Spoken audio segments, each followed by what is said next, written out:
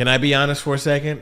Because the term trauma informed has been through some things, right? It started as a necessary shift, an urgent call to recognize that kids bring more than backpacks into our classrooms.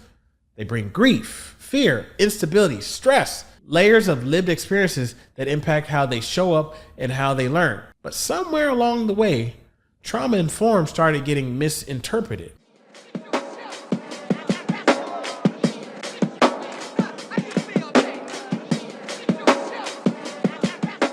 Now, you've probably heard it. We can't expect that from these kids right now, or they've been through so much, so let's let it go. Or worse, complete silence. Expectations quietly disappear in the name of compassion, and you're left wondering, can I be supportive and still hold the line? Listen, if you've wrestled with how to be trauma informed without lowering the bar, you're not alone. This isn't easy. Now, we've been taught to equate rigor with toughness, to see flexibility as weakness.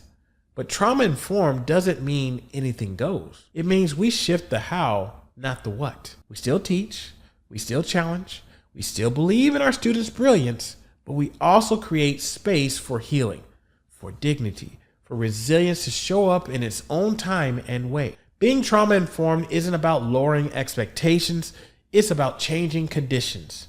Imagine expecting someone to run a race while their shoe is untied, their leg is bruised, and no one's ever told them where the finish line is. That's what it's like to learn without support. When we're trauma informed, we ask why before we punish.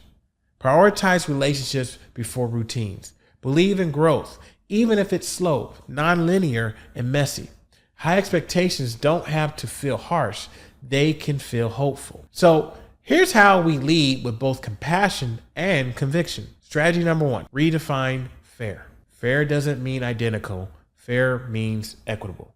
That might look like flexible deadlines with a clear plan for completion, or modified assessments that still measure core understanding, giving students choices in how they show mastery, perhaps. It's not lowering the bar, it's building a ramp to it. Strategy number 2, scaffold the emotional, not just the academic. Think about how we scaffold a math concept.